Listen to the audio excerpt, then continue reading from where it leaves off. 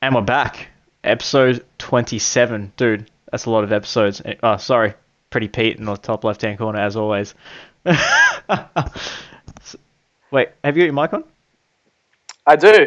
You're laughing and, like, there was no sound coming up. So you do, like, a quiet laugh. I'm like, Yeah, I was going, what the fuck's going on there? Is he laughing quietly, or is his mic not on?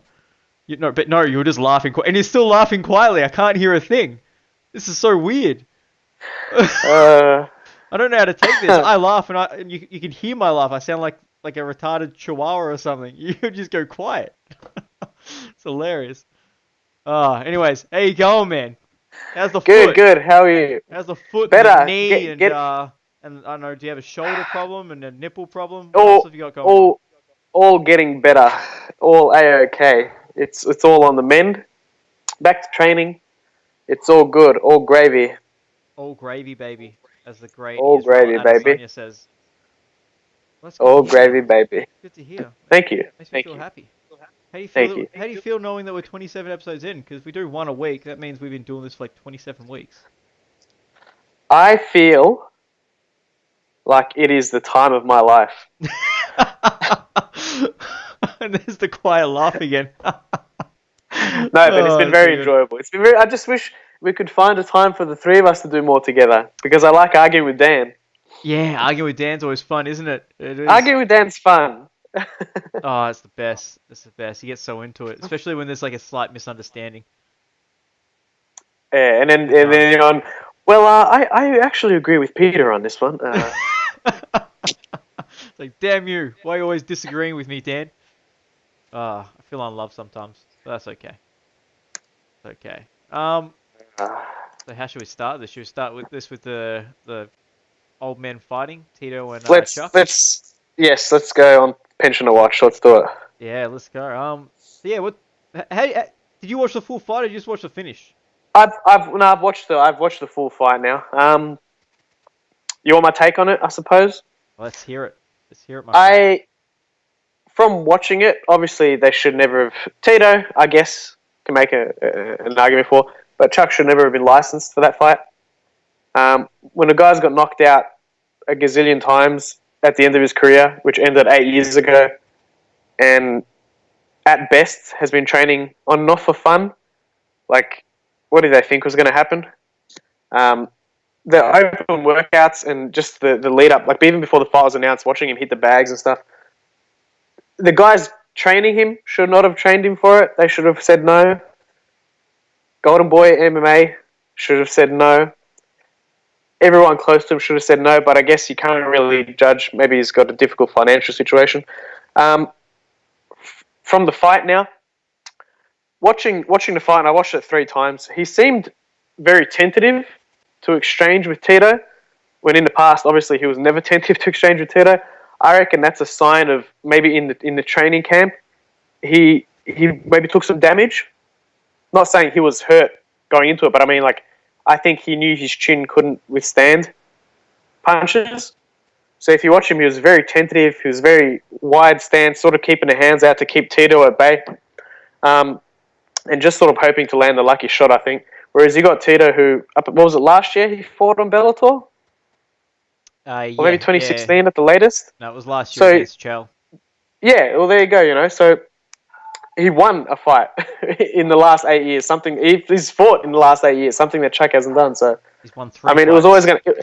It was always going to happen. Yeah, and like we were saying, it was always... I think all three of us, I know you did, predicted it. You predicted accurately. You said on the feet it was going to end. I said probably on the ground. But we both said first round. We knew it wasn't going to go very long. We knew Chuck wasn't going to look very good. It is what it is, I suppose. But yeah, it was all Tito, really. And it's a bit of a shock, isn't it, watching Tito actually fuck Chuck up on the feet. I don't know. It was a bit of a travesty. It really was. Fuck. It's one of those things. It's like in their prime, Tito had no business ever beating Chuck, and you saw that in the 2 fights. He never had any business beating him, especially on the feet. Especially you go back and watch their first 2 fights on the second fight especially. Like the first fight, not much happened really in the first round apart from at the very end of the round. They got into a bit of an exchange and then they yelled at each other. But in the second fight, Chuck fucked him up on the feet, dropped him like 2 or 3 times until he finally finished him. And the only takedown that Tito got, it did nothing. Took him down, and then he fucking popped right back up. Although, in saying that, Chuck was one of those guys who loved to grab the cage and never got fucking called out for it. He grabbed the cage to get back up all the time and blatantly, like, grabbed with both hands, yanked himself up, heard the warning, and is like, yeah, cool, doesn't matter, I'm still back up on my feet. But yeah, man, this was bad. In talking about the whole, he never should have been licensed. That Andy Foster, the guy in charge of the California Athletic Commission, he came out and like he actually spoke about it, which is kind of weird because normally they don't speak about it. And he said, "Here's the thing: it's either we sanction it here, and at least have it somewhat safe, or they sanction it somewhere unsafe." Yeah. Either way, the fight was going to happen. So that's originally I was on the same boat as you, saying, "No, how the fuck did this guy get a license? This is ridiculous. There's no way he should get a license." But then after hearing that, I thought, well, I'd rather it happen here than over in fucking Ryzen or something like that. Because that's true. I can't imagine the commission over there is exactly like, because California. No, was it California? Yeah, California's supposed to be the better, like out of all the commissions over in America, the safest and the most stringent. Yeah. So, yeah, but I think there's something to be said about how they, like, when it comes to these older fighters, especially if they've had 8 goddamn years off, the way they come back, maybe put them in an amateur fight first or something. Don't have them fight someone that's fought fairly. But then that's the reason they're having the fight anyway, because of money for the name recognition, you know? Yeah, I guess. There's got to be something. At least put some kind of handicap on the match. I don't know. Let them have headgear or something. Headgear doesn't do much. I don't know. Bigger gloves. Something. I don't know. I really don't know. But I just think with these older guys coming out of retirement, if you want them to come out of retirement, or even the older guys fighting into like their mid-40s, I don't know, maybe something's got to change in regards to how they're fighting, because when you get to 40, you can't. It doesn't matter who you are, you can't take the same amount of damage that you used to.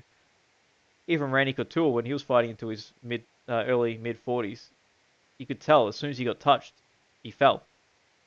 He was just a master of fucking putting people up against the cage and not getting hit. Unfortunately, Chuck was never that guy, so yeah, no, that was sad, man. But as you said, I called it like accurately as fuck. I said he was going to get knocked down on the feet and Tito would finish him on the ground, because obviously that's how most MMA fights go. It's rare that you get a walk-off KO. And that's exactly what happened. And as I posted on the Facebook status, it's not something. You caught it 100%. Yeah, I caught it 100%. It doesn't mean I'm happy about that. I would have loved to have been wrong. Absolutely loved to have been wrong. Unlike in the Francis Ngannou and Curtis Blades fight, I would have preferred to be right in that one, because I did believe in Curtis Blades. But yeah, so I don't know. Do you think there's anything else they can do to make it a little bit safer for these older guys coming back, or just if the guys? Nah, there's not. If the guys want to fight, and if they are able to get licensed by the commission, they're going to fight. You know. Yeah. The funny thing about Chuck, he's always been the older guy. He has, but I mean, like it's a difference being 38 and being 48 in fighting. Yeah, but even, like, let's have a look. Oh my god! Look at, like, even when you fought like Jeff Monson and Renato Sobral, Alistair Overeem, this is like early on in his career before he even won the title. He was always the older guy. He was, but again, yeah, like there's a difference. Yeah, obviously he was peaking at that point in time, but just interesting to know, because I went back and watched a few of his fights. I'm like, shit, he's always been older than the guys that he's fighting. And I never realized that when I was watching his fights. Yeah. Nor did I realize how little fights he had before he won the title. I mean, he only had, I guess, 16-3. That's 19 fights. His first shot at the title, he was 12-2. Not that many fights, considering. It's not. But yeah, okay. That's really the only take I had on that fight.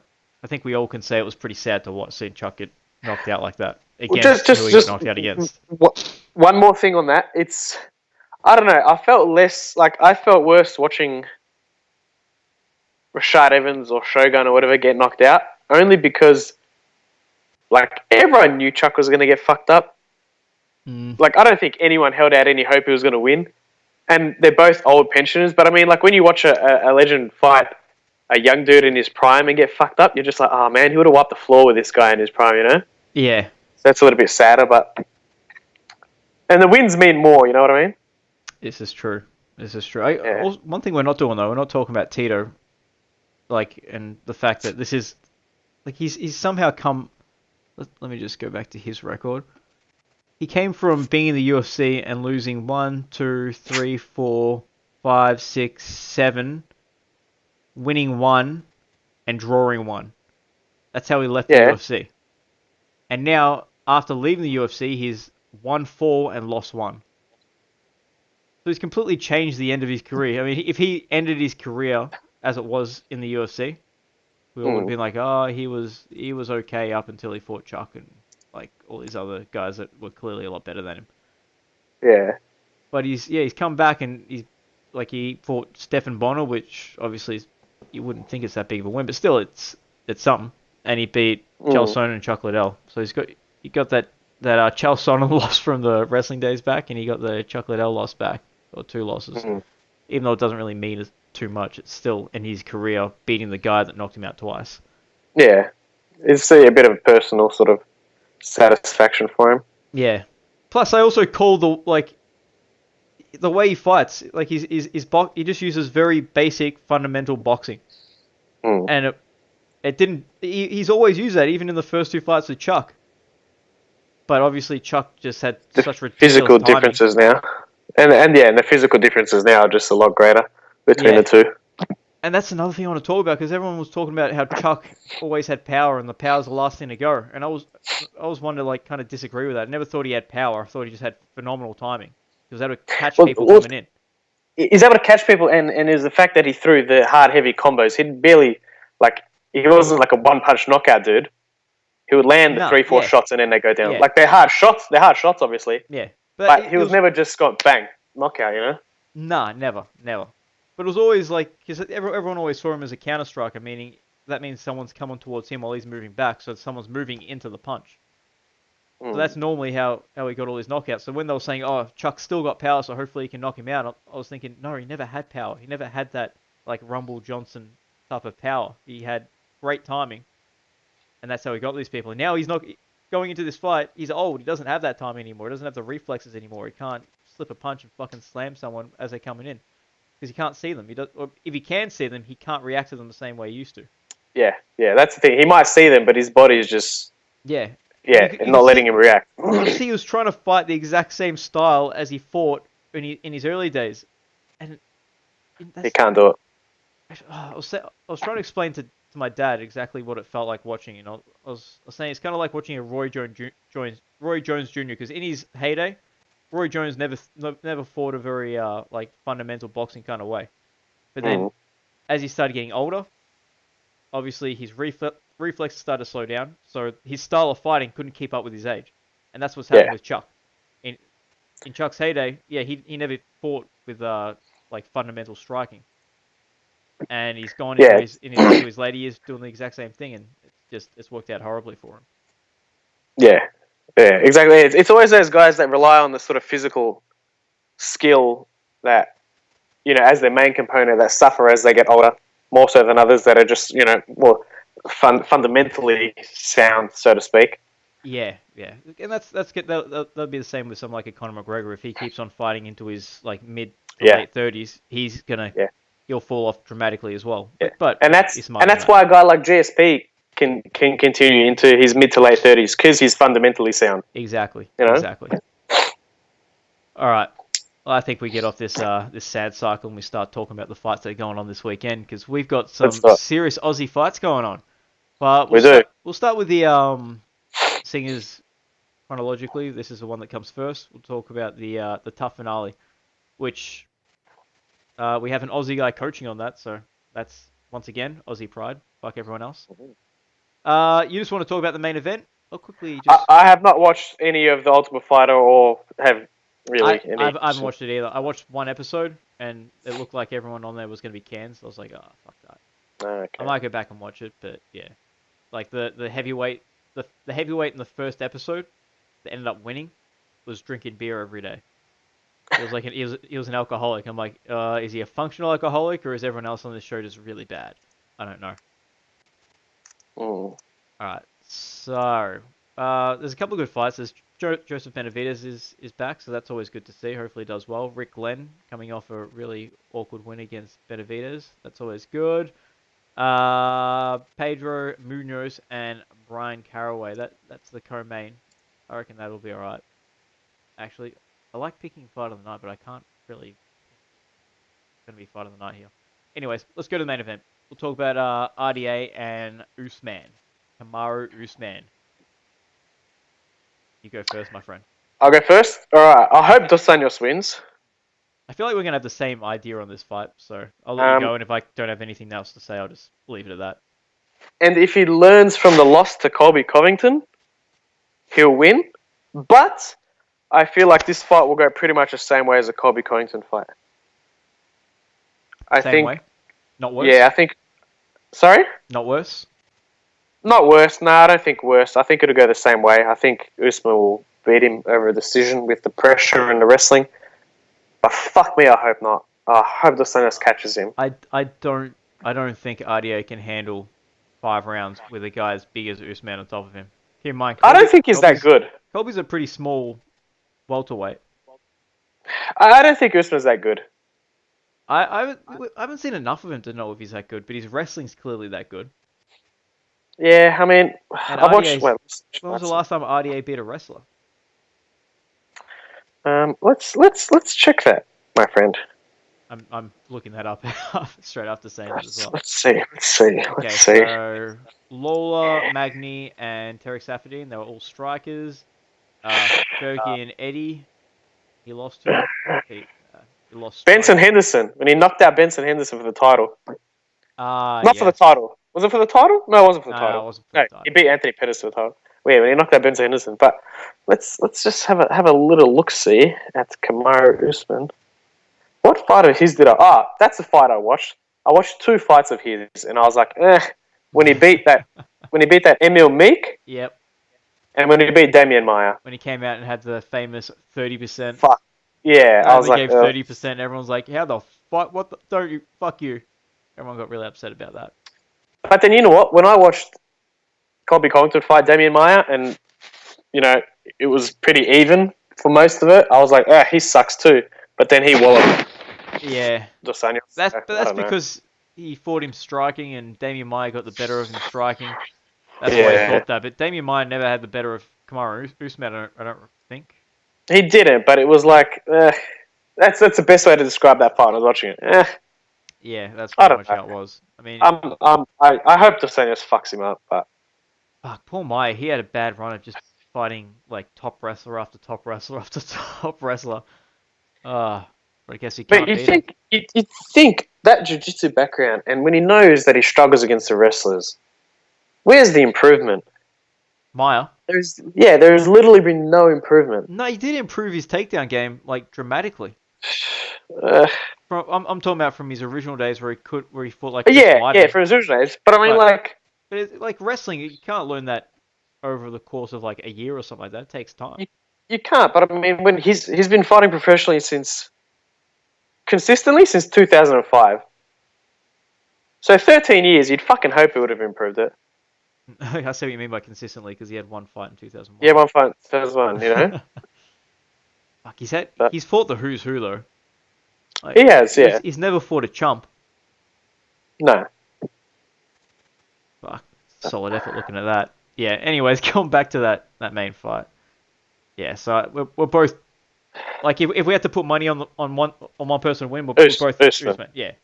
Yeah. Obviously, we hope that RDA can pull something off, but I wouldn't be willing to make an actual bet on that.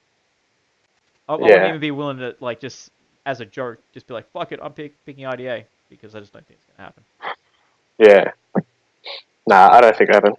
Alright, well, that's the only fight we're talking about. Oh, yeah, Valentina Shevchenko's sister is fighting on that card as well, so that'll be good to watch. I haven't actually seen her fight yet. I know she was on the Contender Series, but I missed that episode, unfortunately. So it is what it is.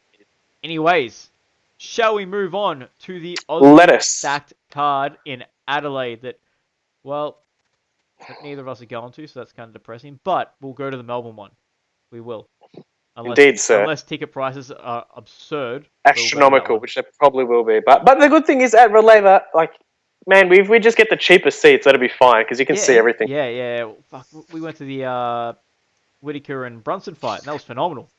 Like, you were sitting pretty close to me, I'm pretty sure, for that fight, so we had similar seats. Yeah. And I could see everything from where I was sitting. Mm. Alright, so let's have a look at this card. So you just want to talk about the top three, so I'll just quickly work my way up and till I get there. So, first two fights, I don't know either guy. Mizuto Hirota is always fun to watch. He's a guy got his arm broken by Aoki, and then Aoki flipped him off and said, fuck you. God knows why. Wilson Hayes and Ben 10. That'll be fun. Wilson Hayes should have the upper hand here because he's got the better jiu-jitsu, and Ben 10 normally like shines in the grappling range. I don't think he's got striking, but you'd assume Wilson Hayes is going to take him down and do his thing. Actually, just quickly on the undercard fights, I do actually have interest in two fights. Okay. Not much interest, but a little bit of interest. Jimmy Crute versus Paul Craig. Yes, that'll be good. And Suman McTyre versus what's his first name? Sadiq Youssef. Yeah, just because just adding a bit of Australian flavour to it. Jimmy Crute is the Hex Fight Series light heavyweight champion, and Suman McTyre is also undefeated in Hex, undefeated in his career, but undefeated in Hex. So it's going to be good to see two guys who've torn it up on a local circuit, see how they go in the UFC. Yeah. So there's a bit of interest in that. Yeah. For me, anyway, just as a side note. Have you seen Jim Crute fight? I have seen a couple of his fights. I was thinking he might be a little bit undersized for light heavyweight, but I don't think so. I think he seems a very stocky, heavy dude. Good striking, good jiu-jitsu. It's just going to be interesting to see the step up in competition. That's what I'm looking forward to. He's got a good team behind him, so it'd be good to see the step up in competition. Yeah, well, Paul Craig's a pretty good matchup for him. I mean, Paul Craig is a big guy, but his main thing is jiu-jitsu, and he'll often pull guards. So I'm pretty sure Paul Craig's first fight might have been against Tyson Pedro when we watched. No, that was his second fight. Was it his second fight? Yes, because I remember that was the Sydney card. Were we there? Sydney card. No, that's a pay-per-view. I wasn't there for that one. I went to a Sydney fight night. Oh yeah, 209. Yeah, but that's right. I remember watching that fight. Motherfucker. Indeed. Yeah, and that was of course I wasn't there. That was in fucking Las Vegas. No, that was in Las Vegas. But I do remember watching that. That was pretty brutal. That was a brutal loss for him. I watched his first fight against that De Silva guy where he pulled guard and pulled off an armbar. That was pretty cool. But I watched Jim Crute's fight in the Contender Series, and he looked pretty good on that. Well, he looked alright. He just looked like he kind of rushes, so if he rushes the first round, he'll be gassed in the second. Like he has no... I mean, that's all part of the step up, I guess. Yeah, he has no chill. He just goes No chill? No chill. We'll see. Paul Craig's been stopped viciously in 2 of his last 3 fights, so it's a good first fight for him. Yeah, well, if Paul Craig decides to pull guard on Jim Crute's got some big power, so he'll probably just fuck him up. But that Sadiq Youssef fight you mentioned, I haven't seen the other guy fight that you mentioned, Saman, how do you say his last name? But Sadiq Youssef, man, I'm pumped to see him fight again, because I saw him on the Contender Series as well, and goddamn, he looked like I don't know, I reckon he's going to be one of the next big things. Like a bad man? Like a real bad man. And he's built well for the weight as well. Yeah. So I'm expecting good things from that. This Suman, is he a striker, grappler, just all around everything, or what's his thing? I think striker and jiu-jitsu, I believe. He's actually got. He was one of his submissions went viral. He did the TP choke and a baseball bat choke on Hex. Okay, that's pretty cool. And they were all over the internet for a little bit, yeah. But no wrestling. I don't know. If he doesn't have any wrestling, he can't take it down. Sadiq's fucking him up. Is he a stand-up fighter first, is he? I've only seen him striking, and the guy that he was fighting was a striker and tried to take him down and couldn't do shit because he got fucked up. Interesting. Yushin Okami making his comeback as well at welterweight, which is so fucking weird. How does that dude make welterweight? He was huge for middleweight. Yeah, always find it strange when big guys. Hold the fuck up! How's he making welterweight? He fought a light heavyweight last, didn't he? Yeah, he fought OSP. That's fucking crazy. That was a late. I think. Yeah, he was a bit small for light heavyweight, but fuck, he was a big middleweight. Yeah, he was huge. I remember when he fought guys like Mike Swick, who was a welterweight, and Rory Singer, Caleb Starnes, Alan Belcher, all those guys. Like, oh my god, this guy is so fucking strong. Who's this guy he's fighting? 19-0 from Russia, 68% KOs. I do not know, but if any guy from Russia, it's tough to pick against them. 5-inch reach advantage for Okami, though. Ooh. And he is a wrestler, so he can take the fight down. Alright, let's move up to the Jake Matthews fight. Tony Martin. I don't believe Have I seen this guy fight? If I have, I don't remember. I don't know. Wait. After the Kevin Lee fight, I have not known any of Jake Matthews' opponents. Really? Yeah. His Li Jingliang fight was good. That Li Jingliang's legit, so that was a good win. Oh no, sorry. I didn't know Andrew Holbrook. I knew of that Boyan Velitrovic guy. I didn't know of Shinzo Anzai. I didn't know of Li Jiangliang. I didn't know of Tony Martin. Well, that's good. They're trying to give him some cans to build his name up again. Yeah, I suppose. And he moved to welterweight, so you can't just give him like top 15 guys from welterweight straight away. Yeah. But that Li Jinliang, he's fun, man. I love watching that guy. Have you seen that guy fight? No. He is one of the dirtiest fighters I've ever watched, but he's fun to watch. Just good. You just got to know what you're watching. He's dirty as fuck. Oh, was he the guy that was poking? Was he the guy that was poking Jake Matthews in the eyes? Yes.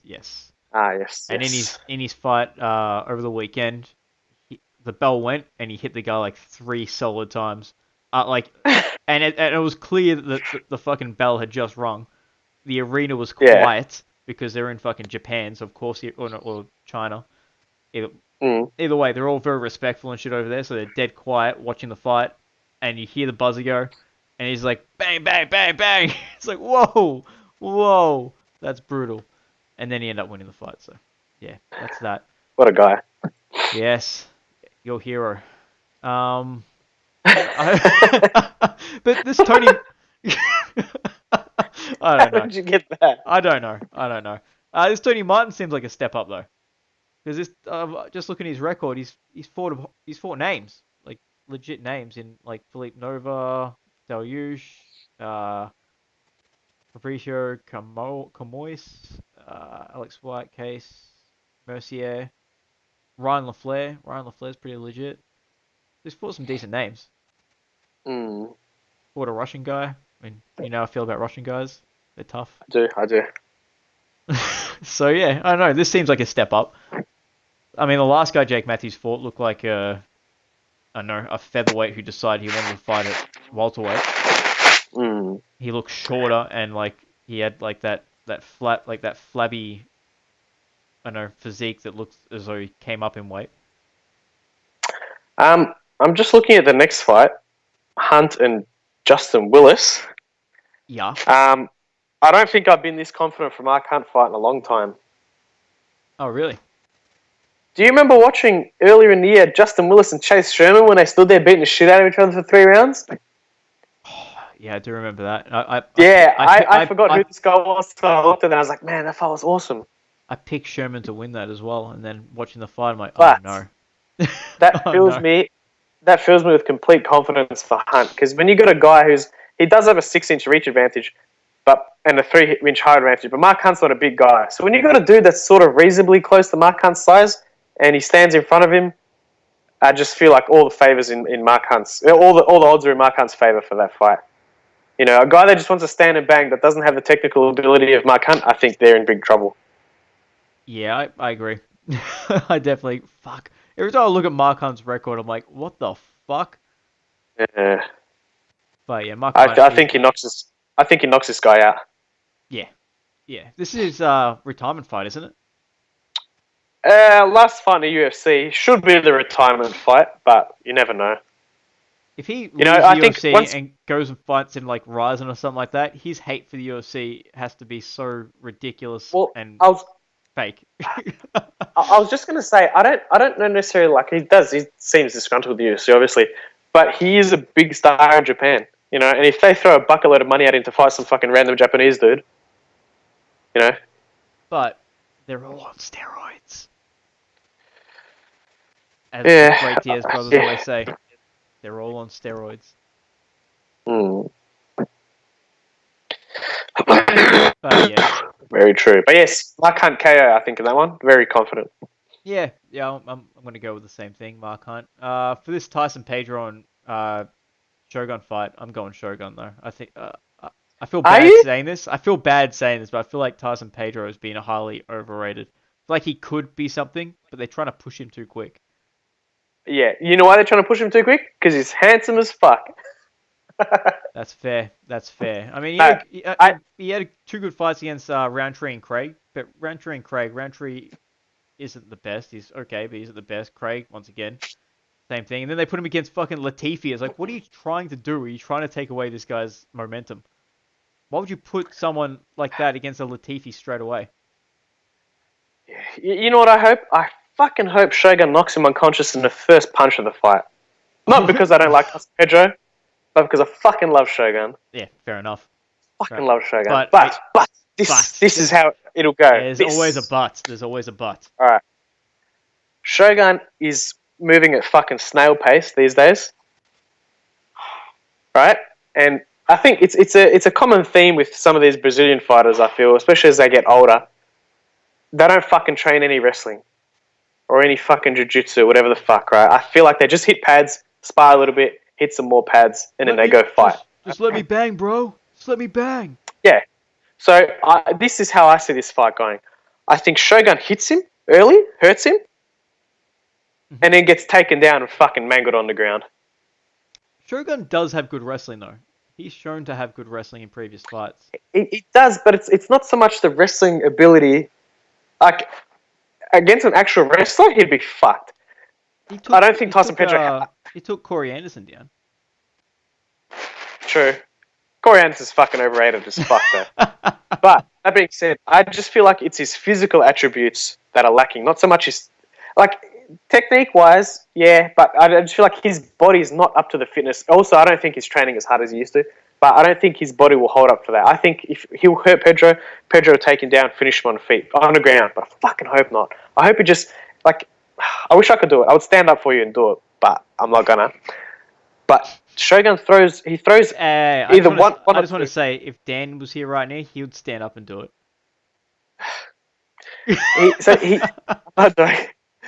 So what he does, if you watch his fights, he throws the left hook or the straight right left hook as he's moving forward, right?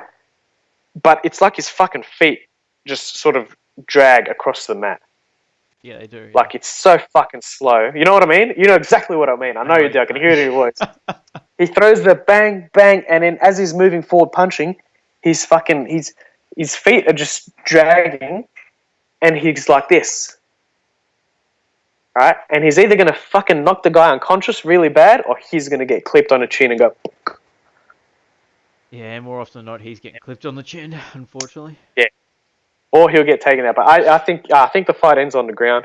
I don't think Pedro could be misconstrued as a slightly racist comment. But it's very strange to find a guy of Islander background whose strength is on the ground. And Tyson Pedro is the only guy. He's on the feet. I think Shogun lights him up, but it's just the fact that he'll probably get the takedown at some stage. Yeah. Tyson Pedro's advantage being on the ground kind of worries me for him as well, because Shogun is good on the ground, man. But you can't sleep. When was the last time? Yeah, but you can't. But man, every time someone says this, Shogun's a black belt. When the fuck was the last time he used his jiu-jitsu? I'm not saying that just because he's a black belt. I'm saying he's just good on the ground. He's used his wrestling to get on top and shit before. I don't believe in Tyson Pedro's jiu-jitsu as much as I once did. Especially after going to the ground with OSP and getting submitted pretty quick. Yeah. But then OSP has something Shogun doesn't have, that physical advantage and strength and just that fitness and physical ability, you know? Yeah. I think Shogun's just... Shogun now is just a fucking tough cunt, bites his mouthpiece, goes forward and just throws and bangs. And I think that's all we need. That's all we need from Shogun to beat Tyson. If Tyson had maybe a little bit more of a build-up in his UFC career, I'd be picking him. But he's just... I don't think he's had enough time to learn. He's been chucked into like the lion's den too quick. You know what? That Latifi fight, probably too soon. But I feel like Shogun's a perfect fight for him, to be honest. You know, you got a guy who's got a name. He's got a big name, who's still up there in the rankings, even though we've discussed ad nauseum fucking light heavyweight rankings. You know, so you got a guy in your home country, big name, obviously on the fucking downslope of his career for like the last 5 years, pretty much. But like, you know, he's there for the taking. It's just if he's going to take him or not. Yep, this is true. This is true. Still picking Shogun. I hope so. He is the man. Okay, well, I guess we go to the main event now, because we've been jumping around a bit, so we've already missed the co-main. The main event. No, Shogun and Pedro is the co-main. I've got Hunt and Willis as the co-main. I'm on Wiki.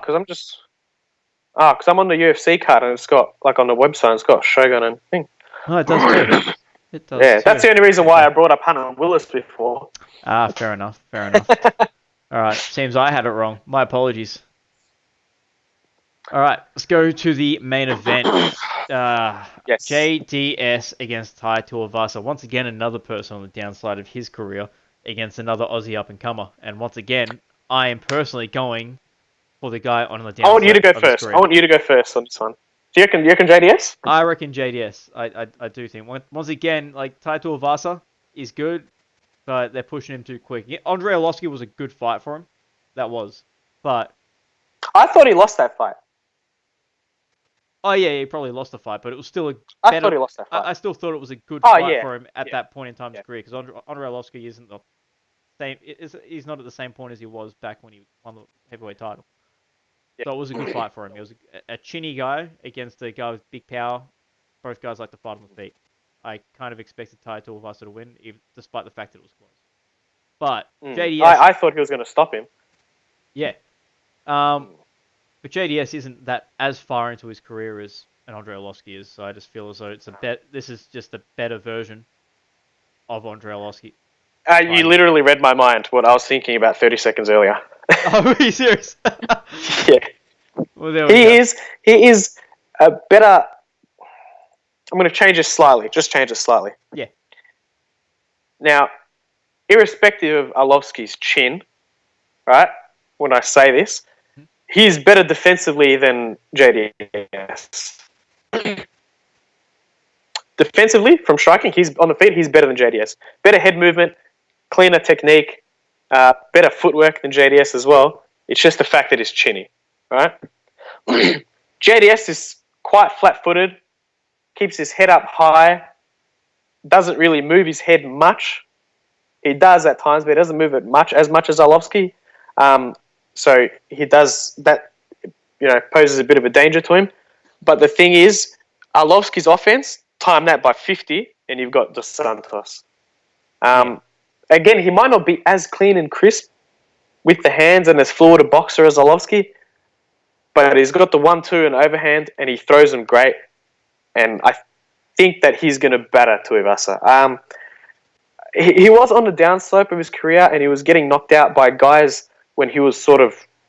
Like, when he was against Miocic and over him, I just feel like he was too open, didn't really have the defense there, and was sort of fighting like he was the old JDS, where he could just walk a guy down and fuck them up.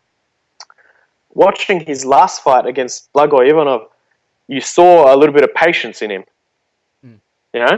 I was sort of thinking, fuck, like, finish this guy. You're getting the better of him so much, but there was a level of maturity to that performance where he paced himself, and didn't make any mistakes where he didn't need to make them, if you know what I mean. Like, he fought a smart fight. He still battered Ivanov, but he didn't take any unnecessary risks there. And I feel like with Tuivasa, he'll do the same thing. Tuivasa is, if he catches, he's very explosive and he hits very hard, but he fades. And I don't think, if he doesn't get Dos Santos early, first 2 rounds maybe, especially first round, I think he's going to get battered. Yeah. Like you're saying, a bit of too much of a step up, I think. But then also he's a victim of the heavyweight division, just sort of like what Pedro is. It's just a bit shallow, the heavyweight division, and they need to push these new contenders fast. So yeah, plus I think that's not us. Yeah, plus they're going to Australia, so obviously they want to put an Aussie guy in the main event, but it's still it's still way too quick. And saying what you were saying about JDS, he like that last fight did show a lot of maturity, because did you watch his Stipe fight? Obviously, it's so annoying because he backs himself up against the cage. Like, he doesn't get backed up; they don't walk him down. He kind of just walks backwards up against the cage, and that's where he gets finished. It's what happened when he fought Stipe. It's what happened. Stipe did it to him the first time they fought. I thought Stipe won that fight. So did I. Kane did it to him twice. When I'm saying these guys did it to him, they didn't really do anything to him. And same with Overeem. Yeah. He kind of like backs up and he's fighting on that like that little space. Like, you know, they got that little octagon in the middle of the ring. Yeah, he's fighting on the outer one. Yeah, he's fighting on the outer one all the time, and it's like, oh, why? You're putting yourself there. Like, you could easily. It's not easy. You couldn't easily. It's obviously a lot easier said than done.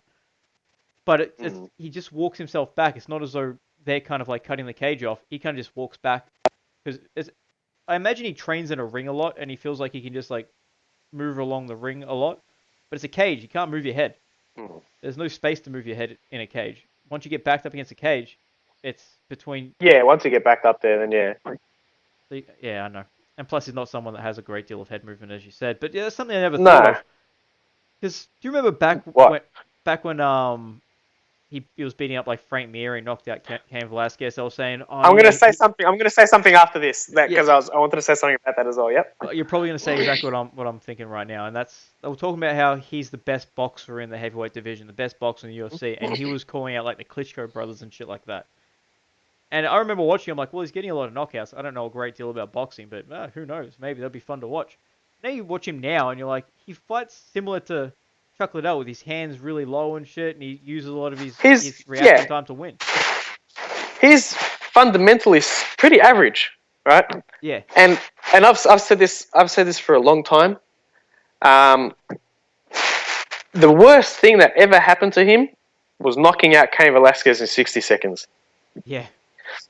Because after that fight, I just feel like everything else he'd shown up until that point sort of stagnated in terms of his fitness, his defensive wrestling, his movement, and he'll just walk and swing on people.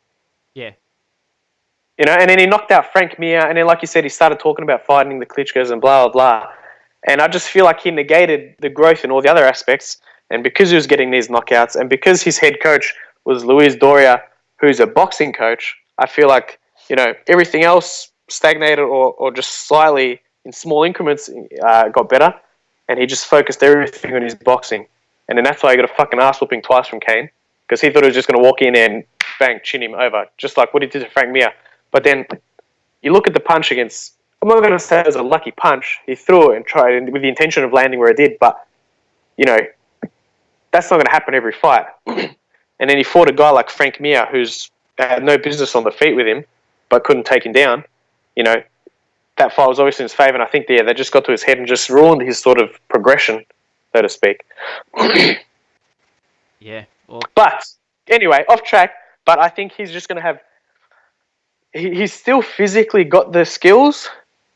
Probably not as good as he was back in early, a few years ago, but he's still physically there. He's close enough to his physical prime. Based on, I think he knows, and his team probably know that he's not as good as he was before. His chin might be tested. It's faced some tests lately. I just feel like there'll be a level of maturity there where he will be smart enough, and they'll know that Tuivasa is going to come hard and fast early. easier said than done. But if he does survive that, I think he'll have the experience and the power and the offensive ability to probably stop Tuivasa middle to late of the fight, rounds of the fight. Well, he's definitely, as you've been saying, yeah, he has been showing a lot of maturity because you saw his fight with Ben Rothwell has shown a lot more kicks and whatnot. Which once again, where the fuck has Ben Rothwell been? Against Stipe, he actually hurt Stipe's leg with those low calf kicks. And that's what made Stipe knock him out because he's like, shit, I better hurry up. Yeah, yeah, like that was pretty damn.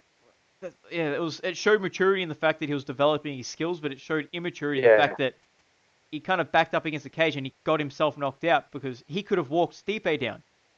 Stipe had a bad foot, but instead he backed himself up. Stipe wasn't walking him down. Stipe was kind of limping there. He wasn't walking forward. He was just following where JDS was going, and then fucking knocked him out. And I can't remember his I watched his last fight, and I remember watching, thinking, I feel like he's going to get knocked out. I feel like he's going to get knocked out, and he didn't. I was very happy. So that's all I remember from that. Yeah, I think we've covered that pretty well. Yes. We'll see. We'll find out on Sunday afternoon if we're all right. Yeah, we will. We've picked like the exact same for all these fights, I think. Oh, wait, no. You picked Pedro. I picked. No, you went Shogun. Yeah, you went Shogun. I went that's Pedro. The only one. So I feel like I do that to soften the blow from like if he gets fucked up. So, say that again. I feel like I pick against Shogun these days just to soften the blow if he loses. So at least I'm like, yeah, I thought so anyway. That's fair. That's fair. I don't blame you. It's kind of like being an Overeem fan. It kind of hurts your heart. Like you go, oh no, I pick him to lose because blah blah blah. But then he wins, and you're like, yeah, fuck yeah, you won. But if you lost, it's like, I expected. Yeah. But mate, Overeem's win. Did you watch it? I saw he sort of fell into that takedown and then bashed him on the ground. Yeah, I saw just the end. Well, he didn't feel. He was using the tie clinch He had the tie clinch and he used that to trip him. I put on the Instagram when I was because I was tired and whatnot, and I just went Instagram crazy. I thought it was pretty funny. Oh yes, I did see that. I saw that. I just went Insta nuts. I was like, oh my god, so many different apps on Instagram that I can use. I'm going to use them all. So I used them all. Oh god damn, that was funny. Yeah, well, fucking Dan and I did a reaction video to those fights, so I don't know if you have anything to say about those fights that weekend. I didn't watch them. I just watched the finishes. Fair enough. How do you feel about Ngannou getting the win back? I thought Ngannou was going to win. Oh, you did? Yeah. Yeah, fair enough. I didn't think it was going to be that quick, but I thought Ngannou was going to win. I think the Derek Lewis performance was just a result of him. He was blown up so hard by the UFC and by external people, celebrities, and all that shit. And when he got brought back down to earth, I think he just struggled with it, and maybe the Derek Lewis fight came a bit too soon.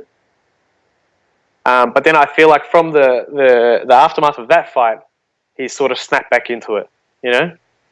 He just needed that one fight to sort of get over the Stipe loss. To reality. Yeah. Because he's hearing all this shit. You're the greatest thing since sliced bread, and then you lose, and you're like, oh fuck, maybe I do suck. Because everyone turned on him. They did. I turned on him. I didn't turn on him. I didn't think he was going to beat Stipe. But I felt bad for him. Like, Brendan Schaub was fucking. Does he know what a treadmill is? Does he know what wrestling is? It's like, man, come on. Like, Brendan Schaub was you guys too were harsh. sucking his dick the week before. The whole wrestling and thing. then you fucking. The wrestling thing was a little bit harsh, I thought, because in the first round he's able to stop takedowns, and he uses it by grabbing underhooks and fucking throwing them off. So. And this is what I said to everyone after the fight. It wasn't necessarily the wrestling that tired him out. And this is where Stipe's game plan was fucking fantastic. Risky, but fucking fantastic. The first 3 minutes of that fight, there was no takedown attempts. Stipe let him punch himself out. He tired punching air. Yeah. Because every shot he threw at Stipe was headhunting. Yeah. And he got tired. He got tired winging those shots, missing him, hitting air, throwing 100% power into those shots, and that's when the takedown came. Stipe would not have... If Stipe shot on him in the first minute, he would not have got him down. Yeah, that's fair. That's fair. You know, he tired him out. Watching that making fight... him miss the shot. Didn't it make your heart just, like, pound watching that fight? Like, holy shit, holy shit, holy shit. It did, because I understood what he was doing, yeah. But at the same time, I'm like, fuck, that's risky as fuck. Yeah, it's super risky. Super risky. Hey, it paid off, but fuck, it was risky. Yeah. Well, he got the win. So that was good. You got one more thing to mention. Yes, my personal main event of the weekend. Tyson Fury fighting for the WBC heavyweight title, boxing against Deontay Wilder. To me, the eyes of the combat sport world are on that. Whether or not you're really into boxing or not, I feel like that's the main event of the weekend. Tyson Fury obviously coming back from his well-documented mental health issues and drug abuse and whatnot. Won't get into that. Everyone's got their own opinion of that. But it's probably... Since Anthony Joshua fought Klitschko 2 years ago, it's probably the biggest fight in heavyweight boxing. Outside of Klitschko and Joshua fight, it's possibly the biggest heavyweight fight in boxing since Lennox Lewis and Mike Tyson fought. That's how stale the heavyweight division's been. It's going to be good. So my point of view, it's going to go one of a couple of ways. I know I'm trying to narrow it down, but it's going to go a few ways. Tyson Fury's boxing ability is far greater than Deontay Wilder's. Deontay Wilder's boxing ability is from a fundamental aspect, it's fucking poor, really fucking poor. But the thing is, the guy's an athlete. He's a freak athlete. He's fast. He's fit. He's got a chin, and he fucking hits well. He hits very hard. 40 fights, 39 knockouts. Look into that as much as you want. I guess it depends on the level of competition too. You got Tyson Fury, 26-0. So both undefeated. Fury's been down before. They've both been down before. Fury's been down before by a cruiserweight. So there's a bit of a concern there. Most people, the general consensus is either Fury gets caught early, very early, like caught cold, or gets caught late, or he cruises to a very wide decision. I can see Fury getting caught cold early. I fucking hope not. But I think the way I'm 85% sure that this is going to happen, he will be winning. If not every round, most of the rounds, till around round 6, 7, 8. And then I think he gets caught by Wilder and put down. It's probably a bit early into his comeback. He's only fought 2 guys. Neither guy was sort of anywhere close to the top 10, 15. Probably 1 or 2 fights early to fight of this magnitude against Wilder. He's got a terrible penchant for when he's in the corner and he lets the guy swing on him. He puts one arm down, protects this arm, and then circles out. But as he circles out, he drops the hands. And I think that's where Wilder's going to catch him. When he's got him up against the ropes, because Wilder's not small either. He's a couple of inches shorter than Fury and about 30 pounds lighter, but he's not a small man. He's a big dude. And I think that's where Fury gets caught. As he's stepping out of the corner, when he tends to drop his hands a little bit, one over the top. Fucking hope not. I'm going to be devastated, but I can see that happening. Rounds 6 to 9. That's my take on it. Can you tell I'm excited for it? I can tell you're excited for it, man. That was such a good breakdown. That turned me on a little bit. Wow. Whew. Man, I'm sweating. I'm sweating over here. What day is the fight on? Sunday. So it's roughly the same time as the UFC. Oh, okay, fair enough. So it's not going to be I think super early like the that Joshua fight. No, because it's in the US. So the main card starts at 1. Fury and Wilder probably be sometime at 3 o'clock. Okay, fair enough. Yeah. I was thinking I was going to see what you're doing. I might come around to yours and watch it because I wouldn't mind watching that fight. I'll let you know if I'm ordering it. All right, cool. Or I'll be watching it with Izzy or something like that. I don't know, but we'll find out. I'll let you know before then anyway. That'd be sweet. they'll turn me on. It's going to be fucking good. I warn you now. If he wins, I'm going to be fucking... My head will be through the roof. If he loses, I'm going to be like... It's shitting me a little bit, right? Because I was watching an interview. So they had their last face-off today before the weigh-ins. And Deontay Wilder's sort of brought in the race card again and fucking... You know... I get some people get a bit upset with the Tyson Fury harping on about mental health and blah, blah, blah, and, you know, they feel like he might be exploiting it. But then Deontay Wilder sort of changed that into like a race card and about... He's delved so far to talk about slavery and all that shit, and you're just like, oh, man, what the fuck? But, you know, a discussion for another day, I suppose. Yeah, probably. And another time, another place, not here. This is fisticuffs. This is true. But yes, yeah. I'm very excited. It's hopefully, I doubt it. I don't think so, but hopefully the winner gets Anthony Joshua, so unify all 4 belts. Oof. But do you really think Joshua's going to fight either one of them? Because it kind of seems like he's had that opportunity a couple of times, and he hasn't taken it. I'll tell you why he won't fight either one of them. I don't think it's a case of Anthony Joshua not wanting to fight them. I think it's a team around him not wanting him to fight them. Because like what Tyson Fury said on Joe Rogan's podcast, right? Let's say he can get 50 mil to fight Wilder, right? Mm-hmm. Why would he risk that to fight Wilder, a fight he could very well get knocked out in, when he can make 20, 25 mil a fight to fight guys he knows he can beat and fight 2 or 3 fights a year, you know, and have a low risk of losing. That's a fair point. Keep that record going. And the thing is, I think he's got a better chance. If Fury wins, it's definitely not happening. Oh, really? The way Anthony Joshua boxes, he can get knocked out by Deontay Wilder. Don't sort of think I'm not saying that. Deontay Wilder can knock him out, but Joshua is enough. He's fundamentally sound enough and carries the power and the size where he can knock out anyone, especially Wilder, who can be quite sloppy, or is quite sloppy. Whereas a guy like Tyson Fury... fighting a guy like Joshua, most of the people that Joshua fights are smaller than him. When he fights a guy bigger than him, bigger reach advantage, size advantage, he might not have the power advantage, but he's very unorthodox, and Anthony Joshua's quite basic. And I just feel like he would just cause him a lot of issues with him. Similar to the Klitschko fight. It won't be pretty, it'll probably be boring as fuck, but I just don't feel like Anthony Joshua will land on him. And also... I'm sorry, I'm going quite in depth with this, but that's good, man. If you watch Anthony Joshua's build-up to most of his fights, when there's a bit of sort of trash talking, he seems to sort of like he gets a little bit flustered, right? Imagine the trash talk of him having to listen to Tyson Fury for 2 months. You know, he'd be going crazy. And the thing is also, when you watch Anthony Joshua, he's got all the gifts. He's big, he's handsome, he knocks people out, he can talk. But if you watch most of his interviews, right, I picked up on this.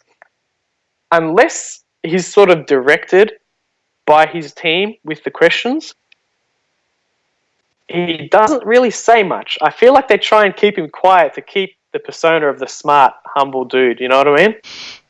He's come up from a rough upbringing when he was, you know, selling drugs or whatever. Now he's clean cut and all this.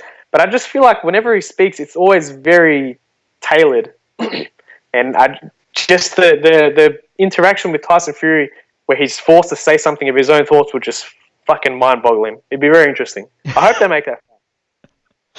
Oh, man, you love your boxing, don't you?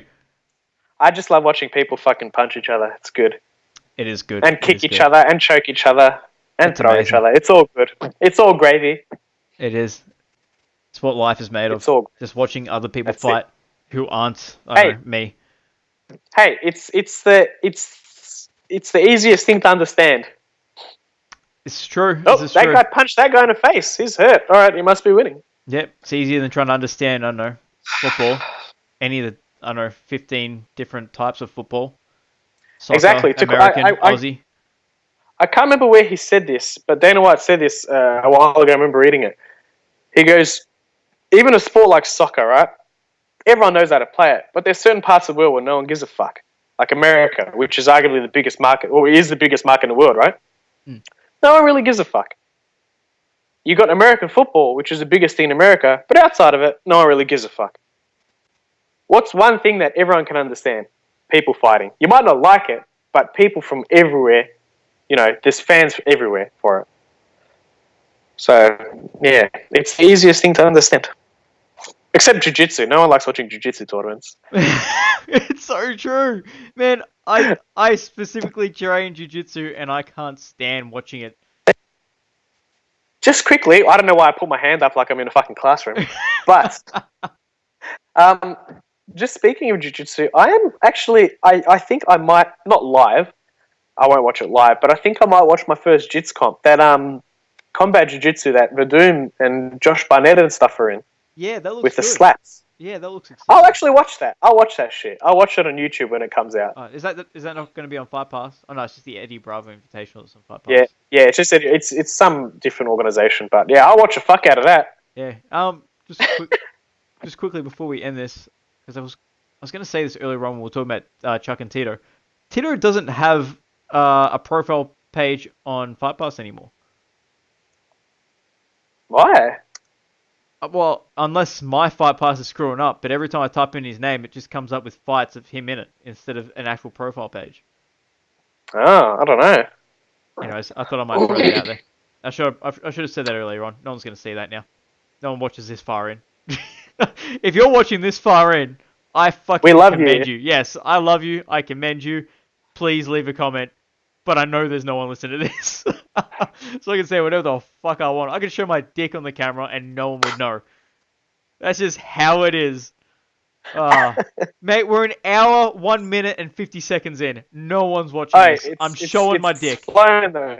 I'm gonna do helicopter dick. I'm doing helicopter dick. That's what I'm gonna do. Fucking to impress a chick, helicopter dick. How it is. Is that all the fights this weekend? Fuck, it's a busy weekend, isn't it? It's a busy weekend. That's as far as I know. That's just the boxing and the 2 UFCs. Dan would let us know if there was any that's a lot. or anything. Yeah, it's crazy. 2 UFCs. It's too much for me, man. I can't handle it. Fucking, you got next week as well. You got Holloway Ortega. Mate. All right. Oh, this is a good free card. The following week, you've got Kevin Lee and Ally Quinta, but then you've also got Edson Barboza and Dan Hooker co-main. Ooh, baby, yeah, that's good. And Rob Font and Sergio Pettis, that's great. Ooh, Bobby Green, I love it. Eric Coach, I love watching him. I was gonna say I love wearing him. That's weird. Ooh, and look, you got Jim Miller and Charles Oliveira. That's good as well. Hey, I'll give you a fun fact. They've fought before, haven't they? Yes, they have, and it was Charles Oliveira's first loss, and it was to a knee bar. My brother never lets me forget. Funny story. Peter Home Stories, right? Oh, we love him. No one's listening anyway. Let me fucking say what I want. So we're watching that fight. Oh no, I'll step back a little bit. All right. We're placing bets on that fight night, and I had watched the previous show, and I watched Joe Rogan talk about how fucking good things jiu-jitsu was. Oliveira. Yeah. Oliveira, and I'm like. I go to my brother. I go, man, put money on this cunt. He's going to win. He goes, why? I go, he's a fucking jiu-jitsu wizard. He goes, how do you know? I go, I just know, right? Listening to Joe Rogan. The fight, they're coming up for the fight. And you know how they have that little box where it says their advantages and what they're good at and whatever the fuck, right? Yeah. He goes, jiu-jitsu brown belt. And I've gone, what? Because I know fucking Jim Miller's good at jiu-jitsu. It's black belt. And I'm like, oh, shit. Oh, no. And he gets the knee bar, Jim Miller, I'm watching this with my brother, mind you, gets him with the knee bar, and Oliveira's just sort of sitting there, like nothing's happening. He starts punching Jim Miller's leg, and then fucking next second he's like, ah! I'm like, what the fuck was that? What kind of fucking knee bar defense was that? He fucking slapping him in the leg. Oh. And my brother's like, thanks, man, thanks.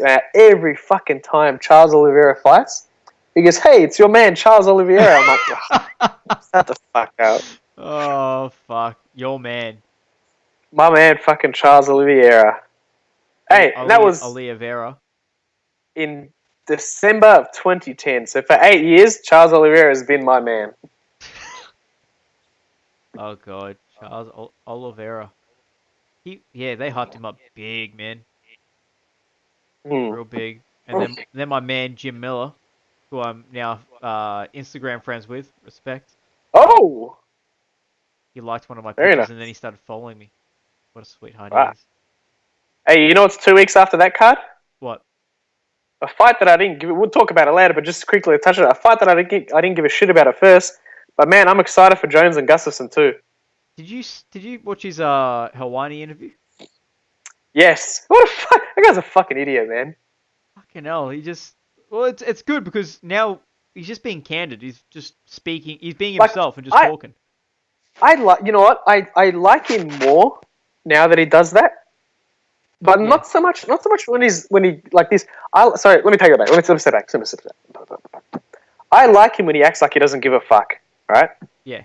Like when he's like, fuck off DC, gives DC shit and gives Gustafsson some shit. But like when he goes on about, I'm asking God for forgiveness, I'm on the right track. But then you hear him talk about this shit so nonchalant, like he doesn't give a fuck. The only thing he gives a shit about is that it was caught. Yeah. Then you're like, man, this guy's a fuckhead. But at least he's not, he's cut back on all the preachy bullshit when he's a fuckhead. Yeah, I hate the preachy shit. When he was on the Joe Rogan podcast, Joe Rogan actually called him out on it a little bit because he's like, what's up with all these tattoos of like crosses and stuff like that? He's like, oh, I'm really religious. And he's like, but how does getting tattoos make you more religious? Or he said something like, isn't there something against getting tattoos and snorting cocaine and all that shit in your religion? I like that about, like, I fucking, you know me, I'm not a big fan of Joe Rogan's commentary. Yeah. And he's prone to hyperbole, but I love on the podcast where he calls people out on dumb shit. Yeah, and not in a fuckhead way. Like, he doesn't go, no, that's bullshit. He just goes, what do you mean, though? Like, yeah, what about this? He just questions it. He questions it in, like, a fairly smart manner as well. Yeah. I do like that about him. But yes, so there's a lot of fights, and then there's no fights for about 3 weeks, but that's which is good because this is like 10 weeks of straight fights. I mean, don't get me wrong. We do have a break. We do have a week break between Quinton Lee and Jones and Gustafsson, but we need it after sort of 3 fight cards in 2 weeks. I think we do. It's literally 10 weeks of straight fights, except for that 1 week break, which is just ridiculous. It's too much. But yeah, that card at the end of the year, man, that's crazy.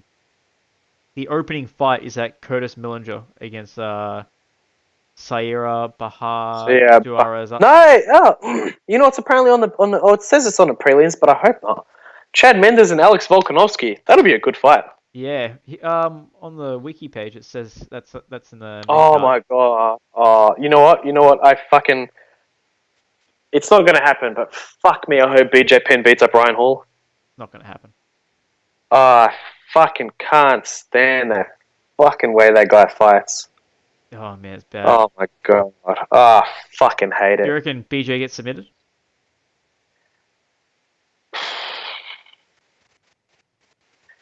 Not off Hall's back. Oh, really? BJ's jiu-jitsu is good on top. Still? You reckon when he's on top, his jiu-jitsu is good. Yeah.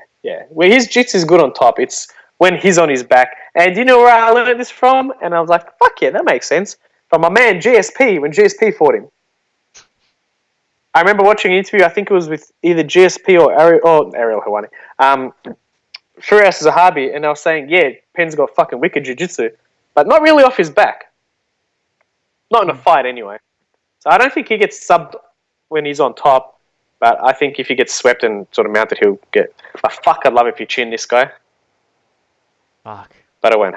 No, it won't. It won't. It won't, unfortunately. BJ's one of those guys, he's gun shy, he's past his prime. Fuck, he's Dennis Seaver fight, he kind of just stood there, had the opportunity to strike, didn't take it. It was horrible. And that's another guy who sort of overly relied, like he was obviously technically gifted, his fucking hands were wicked and his jiu-jitsu is wicked, but he relied on the physical. He was just naturally physical. He could fucking fight, And now that his body's slowed down, he's just, He's one of those guys who he's like a Randy Couture. When people look at his record, because they never watched him on his way up during, in his UFC run on the way up, they can't appreciate what he was and all the things he did. I'll never forget watching.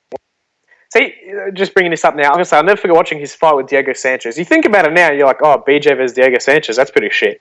But fuck me, man, when they were in the prime, they could fucking fight. And BJ beat the shit out of him. And I remember watching that fight, and that cut that opened up on Sanchez's head, and I was like, that was fucking wicked. What about, like, Diego's face in that fight was so fucked up. I mean, even his lip was falling. He beat the shit out of him. Like his lip kind of looked like. Have you seen his entire face kind of looked like this. Have you seen the movie Hitch? Yes, when he gets the allergic reaction. Allergic reaction. Yeah, that's what his face looked like by the end of the fight. Yeah. Like his lip was like hanging down. It was so fucked up. He got a fucking beating. And he beat up Diego Sanchez and Kenny Florian in a row. And once again, you can say whatever you want about these two fighters. Kenny Florian at that point in time was straight fire, man. He was dynamite. He was killing everyone. Hey, and he was like, I finish fights.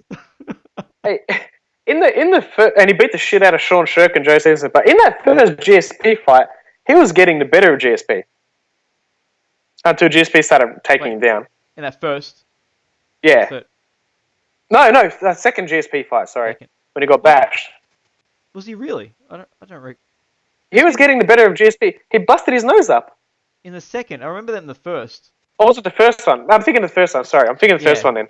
Because the second, I just remember that being a straight beatdown. I only watched that once. I bought the DVD for it, watched it once, and I'm like, I'm never watching that again.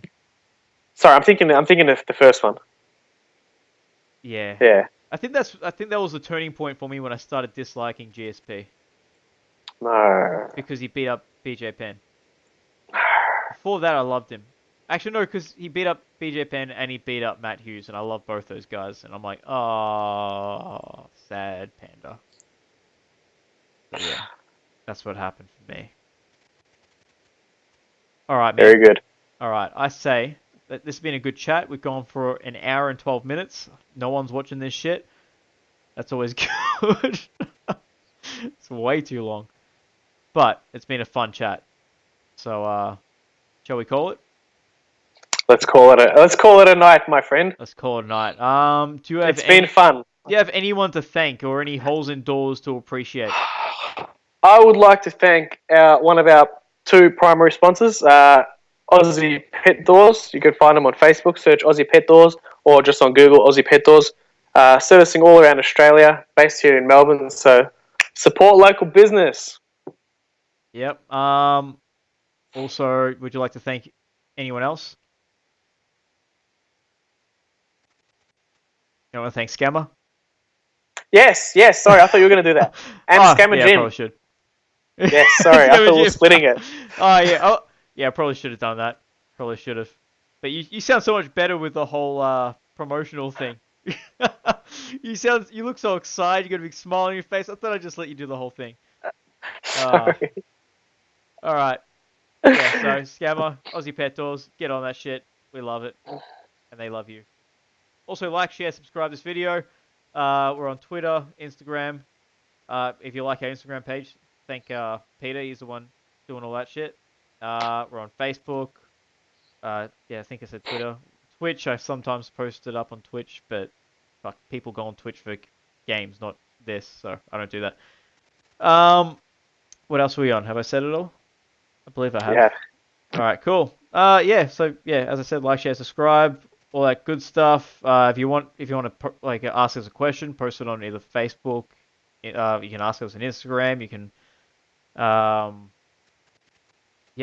any platform. We've got a whole bunch of platforms, so just ask us anywhere. We'll check it. We'll chuck it in. All that good stuff. So thank you very much. Peace out, and listen to our song.